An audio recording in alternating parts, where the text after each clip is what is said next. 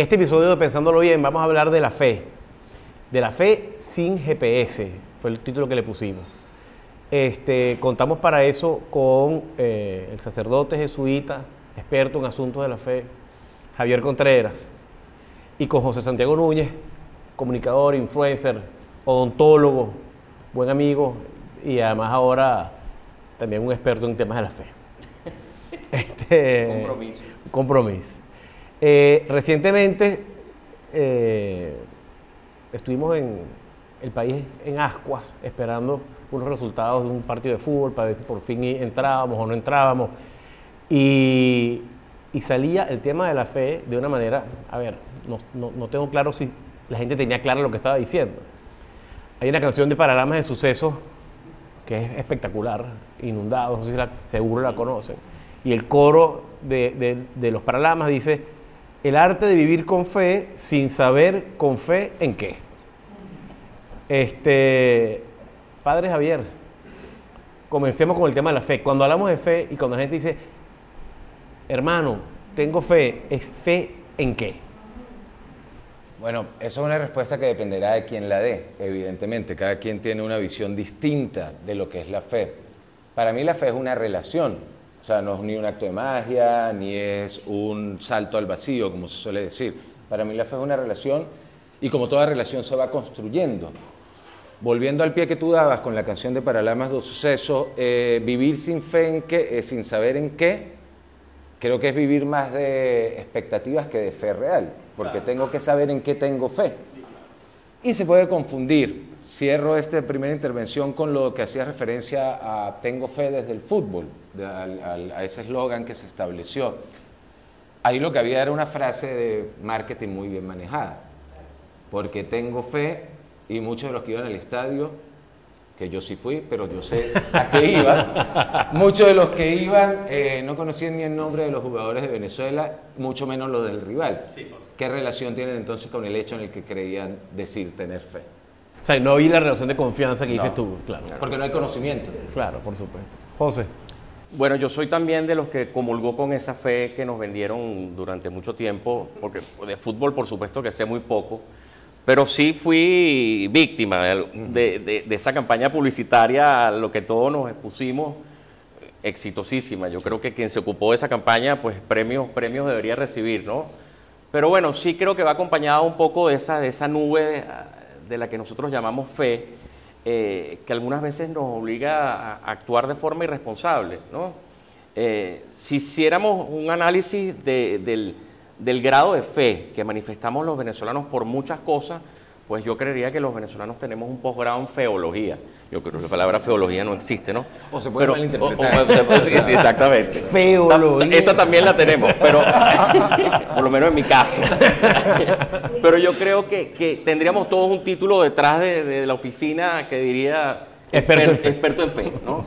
Expertos hemos tenido fe por las promesas políticas, hemos tenido fe porque el dólar baje, hemos tenido fe frente al petróleo, ojalá nos hiciera ricos a todos, y por supuesto la Vinotinto que tanto daño nos hizo. Yo soy no solo pecador una vez, sino 2 veces, o sea que el cielo ya no me espera. Yo fui para Maturín a ver un juego de la Vinotinto una vez y en medio de una tragedia, ese fue el juego donde se invadió el estadio, entraron 60.000 personas, no sé cuánta gente, pero no solo eso, sino que repetí la segunda vez.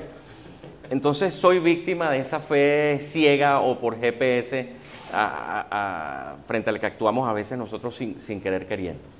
Ahora, y hay otros ámbitos donde entra el tema de la fe, pues, ¿no? Tú lo planteaste ahí de una forma u otra. Hay una fe popular, Javier y José Santiago, que yo creo que vale la pena también entrarle al tema, pues, ¿no? El otro día, haciendo un trabajo sobre la canonización de José Gregorio Hernández. Y entra, por supuesto, algo más de fe popular que José Gregorio. No sé si sea factible conseguir por ahí, al menos fácil, así que me recuerde, que se me venga pronto, de bote pronto. Y la gente, muchos de los testimonios que se han grabado para hacer los documentales y los reels y el material pues, gráfico, audiovisual, gente muy seria, profesionales, médicos, por supuesto, pacientes, todos. Dice, a mí se me apareció. Pues yo vi claramente un señor con bigote, con sombrero y tal. En esa discusión hablaban los sacerdotes que estaban en la reunión. Dicen, pero es que eso, desde el punto de vista de la fe católica, no es viable. O sea, no se puede aparecer el Señor, el que actúa es Dios, decían los sacerdotes. Pero es imposible que en un testimonio tú digas, no, usted está equivocado. Porque la gente lo vio, la gente dice, o sea, su tema de fe es real. O sea, su tema de la fe, del acto concreto que vio esta persona, te jura que lo vio. ¿Cómo se maneja ese tema del tema de la fe popular? Yo diría que hay que hacer una distinción. Lo primero, ahí nos abrimos al misterio. Quien cree se abre al misterio. Y como todo misterio es inabarcable, más si hablamos del misterio, de la presencia y del accionar de Dios. Poniendo ese paréntesis, que respeta un poco la idiosincrasia, porque la fe tiene mucho que ver también con la idiosincrasia de los pueblos, se puede entender una u otra postura. Ahora bien, en términos, y esa sería la distinción que yo hago, en términos más religiosos, espirituales, hay que separar lo que es fe de lo que es devoción popular. Las devociones populares no necesariamente son el resultado de un acto de fe, sino son el cúmulo de una suma de factores socioculturales, políticos, económicos, generalmente a mayor necesidad, mayores devociones. Eso está estudiado en muchos países. El ámbito de la devoción popular tiene más recurrencia en los ámbitos o en los sectores socioeconómicos más carenciados. Eso no está mal, porque yo de ninguna manera soy quien para decir que está bien o que está mal. Yo lo que intento decir es que en el ámbito de la fe, vuelvo a lo que decía al principio, para mí la clave es la relación de conocimiento en la persona, en este caso desde la espiritualidad católica, la religión, que es la persona de Jesús. ¿Cómo te relacionas tú con Jesús para que desde allí generes una fe que te mueve, y que la fe no es sinónimo de que no te va a pasar nada malo? Y ahí es donde entran las devociones populares. La gente que reza 7 rosarios para montarse en un avión porque le tiene miedo al avión. Y si se cae el avión es porque Dios no lo quería. No, se cae el avión porque existe lo aleatorio de la cantidad de accidentes anuales que hay en ese transporte. Entonces, la fe no es sinónimo de que no te va a pasar nada malo. La devoción no es lo mismo que la fe, y creo que todo dependerá mucho de lo cultural y de cómo tú construyas una relación con el objeto de tu fe. Sí. No sé, José. No, mi pregunta siempre frente a eso, de chamos a todos, pues nos enseñaron, y quienes somos católicos, pues apostamos a la fe es la fe y no se cuestiona. Y en su concepto está presentado de esa forma, ¿no? Entonces, ¿cuándo se actúa de manera irresponsable frente a eso? O sea, frente a un comentario como a mí se me apareció José Gregorio Hernández, o frente a, mira, yo no estoy estudiando, pero yo tengo fe de que voy a salir bien. Entonces, ¿cómo diferenciar un poco el concepto real de lo que es la fe, de lo que es la verdad? Es muy complicado, muy complicado. Entonces, es ahí donde de alguna forma todos pues entramos en un complejo discurso y una pelea entre, oye, ¿hasta cuándo la fe? ¿Hasta cuándo no? ¿Hasta cuándo es verdad? ¿Y hasta cuándo es una irresponsabilidad y no una virtud? Cada quien manifiesta su fe del grado que quiera. Pero claro. Pero ahí plantea José Santiago un tema interesante, Javier, que es ese de la fe a los trancazos. O sea, que también pasa, ¿no? En los colegios de cura y de monjas pasa muchísimo. O sea, esta es tu fe. A beneficio de inventario, ni siquiera, sino agárrala. Eso está bien hoy en día en el siglo XXI, eso se debería mantener, eso debería cambiar. Es que yo no puedo tener la pretensión de decir en ese sentido qué está bien o qué está mal, porque depende de la vivencia y de la experiencia de cada persona. Lo que sí puedo decir, y no es una defensa automática del gremio, que así como hay una fe impuesta en ese sentido, en el ejemplo que tú pones de un colegio dirigido por una obra religiosa particular, también se está imponiendo el no tener fe como un valor. Ahí voy después. También se está imponiendo que resulta que ahora no tener fe en nada es ser más inteligente que el que tiene fe. Y creo que cualquiera de los extremos diluye el verdadero centro de la discusión. Porque el verdadero centro de la discusión en torno a la fe es cómo te humaniza o cómo te deshumaniza. Cómo te acerca más a tu valor de trascendencia o cómo te aleja de ese valor de trascendencia. Porque finalmente, desde tu humanización y desde tu valor de trascendencia, construyes los lazos relacionales con tu entorno, que independientemente de que seas creyente, ateo o agnóstico, termina siendo un valor de comprobación de que la fe tiene resultados. Entonces yo creo que ahí hay que tener mucho cuidado. No se trata de que el que tiene fe es más bueno o del que no tiene fe es más inteligente. Eso es un falso dilema en el que hoy estamos metidos como sociedades, sobre todo como sociedades occidentales. Si uno sigue la discusión del cristianismo en Europa, si uno sigue el derrotero que está teniendo el cristianismo en América Latina, parece que se asocia con eso. Y además, solo lo dejo picando, la relación fe-política hoy día es muy importante.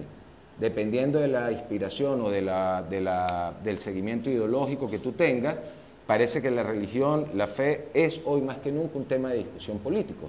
Y también habría que distanciar los ámbitos para no llegar a confusiones que nos lleven a errores conceptuales. Sí, lo planteaba José Santiago, o sea, decía que hemos tenido la fe en los políticos, la fe en las promesas, pero tú ves el discurso de Trump y el elemento fe está ahí, seriamente. ¿Sabes? Y igual en, no sé, en Milei, ¿sabes? O en otros más. ¿Sabes? Bueno, el grupo de Milei se autodenomina las fuerzas del cielo. Exacto. Entonces, claro, o sea, si no queda claro allí el tema del valor. ¿Y dónde queda el cielo ya, no? Que en Buenos Aires... Es de ellos. Es de ellos. ¿Y para quién está el cielo garantizado según ese credo? ¿No? Pero claro, pero digo, ese binomio fe y política o fe y poder, o sea, ¿a dónde puede llevar a las sociedades? Bueno, porque además se supone que habíamos ya trascendido ese tema, pues, ¿no? Mi pregunta va más, es no si eres bueno o eres malo frente a tu manifestación de la fe, sino cuándo te convierte en una persona irresponsable. Y yo creo que es ahí donde cae ese posgrado que tenemos todos los venezolanos en fe. Oye, Dios proveerá, la Vinotinto ganará, el petróleo es nuestro y nadie tiene tanto como nosotros. Entonces, ¿dónde uno como persona debe decir, oye, hay que meterle un poquito de lógica a este tema y no pensar en tanto espacio y tanta nube? Ha sido siempre mi dilema entre la fe. La católica no la cuestiono, punto, así me enseñaron y así soy. Tendrá sus fallas, sin duda alguna, pero frente a todo lo demás pareciera que a diario cometemos el error de apostar a la fe, inclusive de tenerla como una excusa. Y yo creo que eso está mal. Tener la fe como una excusa frente al día a día de la vida es sin duda alguna algo que tarde o temprano rebota en contra de uno. Sí, sin duda. No sé cómo lo ves tú, Javier, pero... Sí, ¿no? Cito rápidamente un fragmento del Evangelio que creo que puede ayudar a lo que plantea el amigo. Ayúdame. Al menos lo intento. Cuando dice, Galileos que hacen mirando hacia arriba, si la manifestación de Dios está a tu lado. Entonces yo creo que la fe deja de ser irresponsable cuando asumimos la tarea que viene con ella, que no es solo sentarnos a esperar que algo venga de arriba, sino que estamos llamados a construir entre todos. Claro. Creo que ahí hay un paso para que la fe no sea una irresponsabilidad ni sea un calmante para las necesidades de nosotros. Es decir, o sea, tu planteamiento inicial es que la fe es relacional. Sí. O sea, relacional de inicio, desde la Santísima Trinidad. O sea, es relacional. ¿Qué viene desde allí? Del inicio de la divinidad. Entonces, ¿por qué en la fe, que además si es relacional, debería ser un acto de confianza? O sea, de confianza. Fides, de hecho, lo fides en latín es confianza. ¿Cómo se genera? Ahora estoy aterrizando. O sea, la confianza hoy en día en el país. O sea, la confianza entre los otros. La confianza, o sea, ya bajemos de los Galileos viendo para el cielo, vamos a vernos para acá ahorita. ¿Cómo generamos la fe, o sea, la fe como confianza, como elemento de confianza entre venezolanos hoy en día en este país? Compleja pregunta. Espero respuesta. Compleja pregunta. No. Sí, la iglesia primero. Usted tomó la palabra. No, yo pensé, yo hablé sin saber. Esa es otra cosa. Un desahogo. Un desahogo, realmente. Fue un desahogo. O sea, estaba buscando recoger aire. Realmente era lo que yo quería. Qué difícil pregunta. A veces lo considero como una... a veces doy gracias por de alguna forma pensar de esa forma. Fe igual a seguir apostando a algo mejor, ¿no? Y por esa razón creo yo que somos tantos los que aún seguimos por aquí, tantos un poco menos, ¿no? Pero yo creería que sin esa fe o sin esa apuesta a un futuro mejor, pues sencillamente no tendría razón de ser que estuviésemos inclusive hoy reunidos aquí o conversando, ¿no? esa es mi apuesta. Algunas veces me preocupa que de afuera nos vean con un actuar irresponsable, porque a veces se entiende así, o irresponsable o mediocre. Como que esa gente se quedó allá abajo porque, bueno, no tiene un plan B o no tiene otra opción, o sencillamente aprendió a vivir dentro de su desastre. Y yo trato de no verlo así. Yo trato de entender ese desastre como un ecosistema de opciones, de oportunidades, y frente a eso es que hemos muchos decidido seguir por aquí. Y de verdad que oportunidades se siguen presentando, tal vez no tan gloriosas como quisiéramos que fuesen, pero aquí estamos, aquí seguimos yendo para adelante, rodeados de quienes nos quieren y construyendo, que yo creo que eso de alguna forma al final es lo que nos hace grandes, ¿no? Ese factor diferenciador entre, no quiero decir que quien se fue la opción única que tuvo, cada quien hace con su vida lo que quiere, pero nosotros decidimos de alguna forma quedarnos dentro de este gran desastre y apostar dentro de esta batalla muy dura, tratar de salir para adelante y construir cosas positivas. Yo lo entiendo así, y yo creo que todo eso va acompañado de la fe. Si en el futuro me califican como loco, como irresponsable, pues bueno, sí, tal vez habrá sido porque me equivoqué, pero yo creo que vale la pena intentarlo. Javier. No, vuelvo, tú decías algo de cómo construir la confianza. Sí, como elemento de fe. Sí, bueno, primero reconocer que las afectaciones son las mismas para todos. La realidad, que nos impacte de una manera distinta es otra cosa, pero la realidad es la misma para todos. Creo que desde ese plano inicial se puede reconstruir la confianza en buscar una solución que a todos nos involucre. No que a todos nos satisfaga, porque eso va a ser casi imposible siempre, o es imposible, los niveles de satisfacción sean exactamente iguales. Pero si nos comprometemos todos por igual a trabajar para buscar unas satisfacciones mínimamente equilibradas, creo que allí podremos recobrar la confianza, porque eso da un segundo paso. Nos invita a saber que necesitamos todos de todos. Y eso también es fe. Saber que necesito del otro y que el otro necesita de mí. A mí me gusta mucho una frase de Bukowski, bueno, más que una frase, una idea, que él decía que a él no le interesaba el amigo, y lo encomillaba, que se acordaba de él a las 2 de la mañana cuando estaba insomne solo en su cuarto. Decía, porque él se acuerda de mí por necesidad, porque no tiene más nadie a quien recurrir.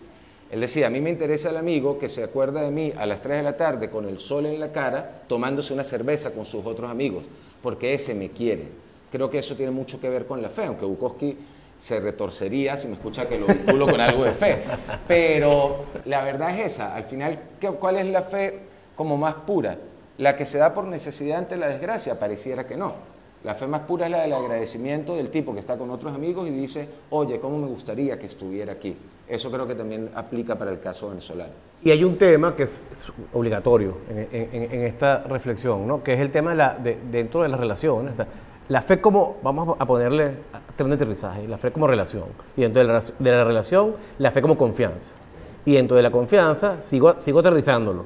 La fe como elemento de reconciliación. O sea, cómo nos conciliamos y nos reconciliamos nuevamente. O sea, yo creo que ahí también hay una deuda pendiente para los venezolanos. Pues, no, eso no es un acto de fe, o decir, o sí, es un llamado a la acción desde la fe, ¿no? No sé cómo lo ven ustedes. La iglesia primero. Esta vez sí. Después hablan de que quieren ser una sociedad cada vez más laicista y ahí está la cosa. Tú sabes que yo cito a mi abuelo, que él decía que, y uno lo escucha mucho por ahí, que decían que cuando uno le preguntaban cómo estás, él siempre respondía, mejor sería pecado. Y traigo nuevamente el tema de la responsabilidad frente a esa fe, ¿no? Y un poco respondiendo a lo que tú estás comentando, ¿cómo separarnos de esa fe irresponsable? Es lo que yo no tengo claro muchas veces, ¿no? ¿Cómo decir, oye, hasta cuándo la fe, en esa fe que creo, en esa apuesta que tengo por algo mejor, me hace buena persona o me hace mala persona? Es allí donde yo me tranco en el pensar de hasta dónde soy responsable y hasta dónde no lo soy. No sé. Todos los días me levanto, todos los días rezo, todos los días pido por cosas buenas, pero a veces, bueno, hasta dónde llega la mano de uno y hasta dónde llega la mano de Dios y hasta dónde llega la fuerza de esa fe a la que estamos apostando, ¿no? Yo creo que el tema de la fe también nos ayuda a aceptar que cometemos errores, para unirlo con lo de la reconciliación. Solo serán posibles procesos de reconciliación si reconocemos que nos hemos causado daño. Si dejamos de mirarnos solo desde un estanco de que yo soy víctima o victimario, o tú eres el responsable y yo soy el que ha recibido la consecuencia de tus actos.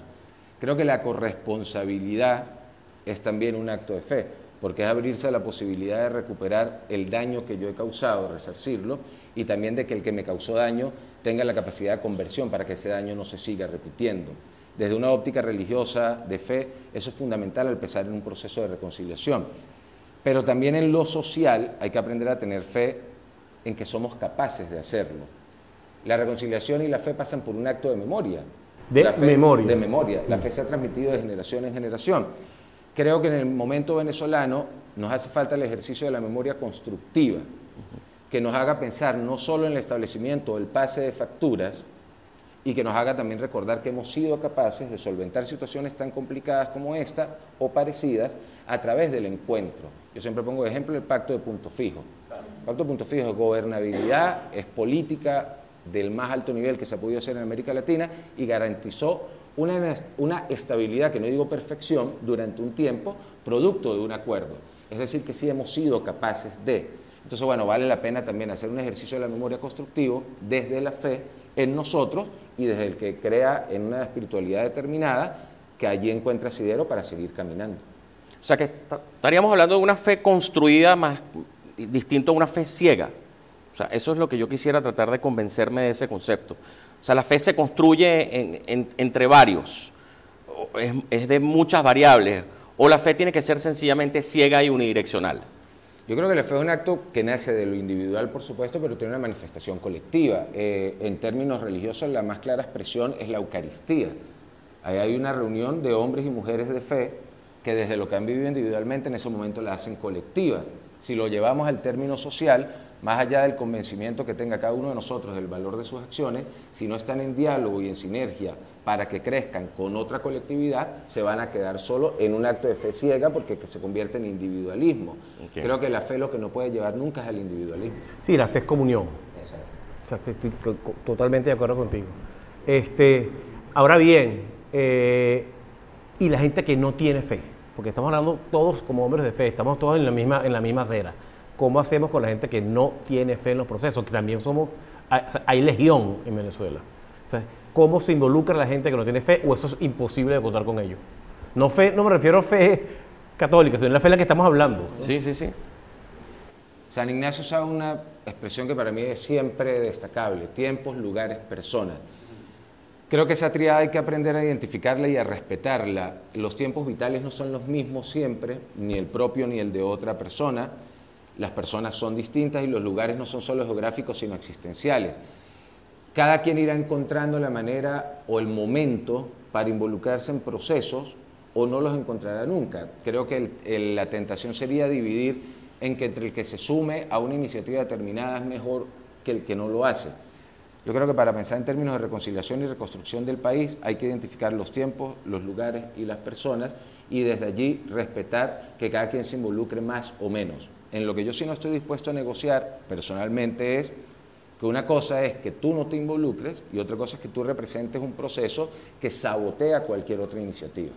Eso sí me parece que ya es diferente en términos de país. Del resto, yo creo en la libertad de los hijos de Dios. Cada quien irá encontrando el momento para involucrarse en lo que le parece.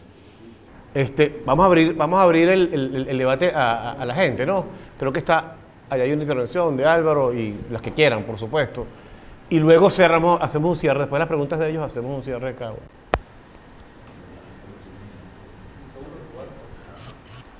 Listo. Buenas, ¿qué tal? Mira, dos preguntas corticas. Fáciles. Sí, fácil. Selección múltiple. ¿Fe y esperanza es lo mismo? Y lo otro, ¿cómo acompañar la fe? Porque volviendo al caso inicial de la Vinotinto, el mano tengo fe era como, bueno, ojalá. O sea, no era... o sea, sí, mano, no me preparé, mano, no jugué bien, pero no tengo un buen técnico, pero bueno, tengo fe. Entonces, ¿de qué se nutre la fe? ¿De qué se acompaña? Que creo que puede ayudar a José Santiago también a ver, porque si no nos quedamos en el mano tengo fe. Okay. ¿Hay alguna otra intervención? No. Bueno, tú, adelante. Sí, A mí me llama la atención que se haya hablado sobre, que hayas mencionado un poco el tema de la migración. O sea, no lo extendiste mucho, pero estaba tocado ahí.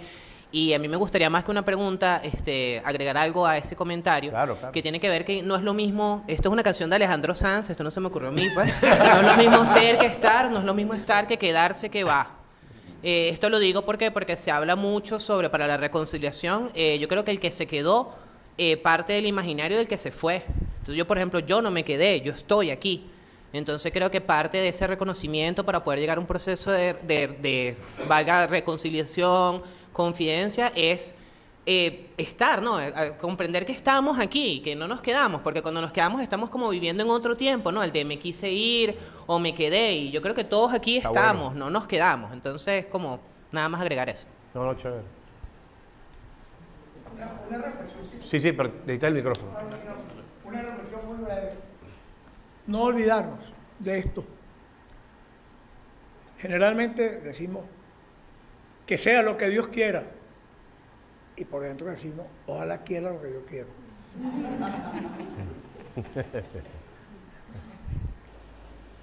Yo quisiera hacer un comentario en relación a tu pregunta, sí, que es brillante. El tema de la migración es muy sensible para todos, ¿no? Sin duda alguna. Porque, bueno, muchos se fueron sin querer irse, ¿no? Pero yo creo que yo lo entiendo un poco distinto. Yo entiendo que el que se fue, de alguna forma, sigue estando aquí. Hay una frase terrible que dice que quien vive afuera vive días de 48 horas. 24 horas allá y 24 horas aquí. Y por lo tanto yo creo que inclusive esa gente que se fue, independientemente que ya tenga un futuro y un presente ya marcado, donde ya no se cuestiona el regresar, yo creo que esa gente de alguna forma sueña con regresar algún día. ¿Quién no sueña con regresar a su casa, no? Pero ahí se plantea nuevamente el tema de la fe. ¿Cuándo podré? Y ahí caigo nuevamente ahora en la tuya. Expectativa, esperanza y responsabilidad, siempre la habrá, porque pues como creo yo el futuro es multivariable y no depende exclusivamente de uno, sino también de quienes te rodean, especialmente en países como los nuestros, donde las manos del gobierno tienen tanto impacto sobre nuestro día a día. Pero sí, yo creo que de alguna forma esa canción de Alejandro Sanz, pues que dice, ¿cómo que dice la frase? No es lo mismo ser que estar, no es lo mismo estar que quedarse, que va. Que va. Por eso yo digo, yo creo que de alguna forma todos esos en el subconsciente, en su corazón están. Así que va.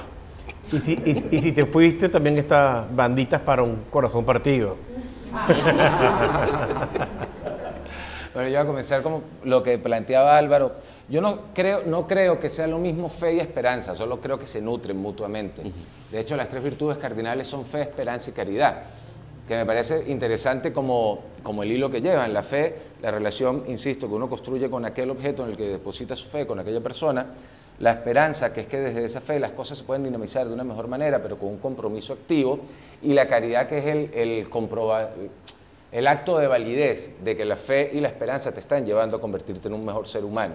Entonces yo creo que es importante nutrirlas ambas, fe y esperanza, aun cuando no sean lo mismo. Y de lo que decía el amigo, a mí el fenómeno de la migración es verdad que me parece una de las cosas que más tenemos que reflexionar, no solo conceptualmente, sino en términos del impacto que eso va causando en nosotros como sociedad.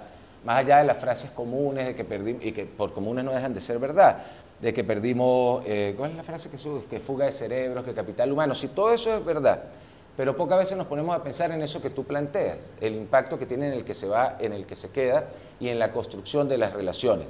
No me quiero alargar mucho, pero yo siempre pongo el ejemplo de Cuba. Cuba. Cuando empieza la migración cubana, posterior a la instauración del régimen de los Castro, el tema parecía cuántos se van y cuántos se quedan, pero nadie se planteaba originalmente, y era imposible hacerlo porque era un fenómeno que estaba empezando a dar de sí, cuál iba a ser el impacto que tenía después para que un cubano en el exilio se relacionara con sus familiares o amigos que se quedaron en Cuba, porque no pudieron o porque no quisieron salir. Hay generaciones completas que no volvieron a hablarse, aun cuando después pudieron volver a ir en algunos momentos determinados, porque la rivalidad de cómo había vivido cada uno, el haberse ido o el haberse quedado, los distanció para siempre. El que se va, no voy a usar un calificativo que se pueda después publicar, el que se va es un cobarde, tal, el que se queda es un tonto, tal.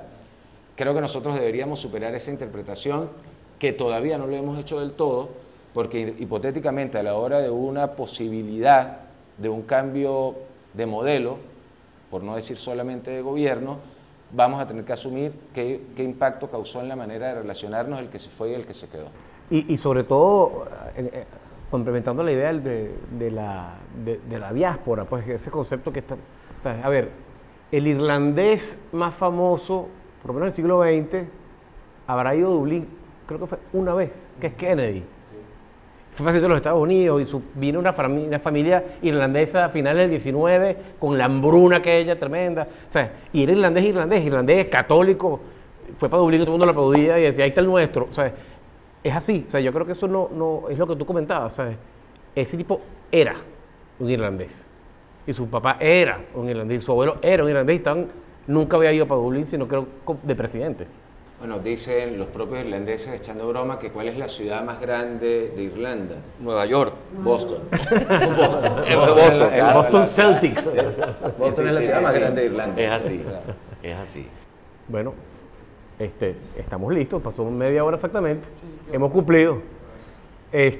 Muchísimas gracias por venir, muchísimas gracias Javier, José Santiago. Placer. Seguimos en contacto. Gracias a todos.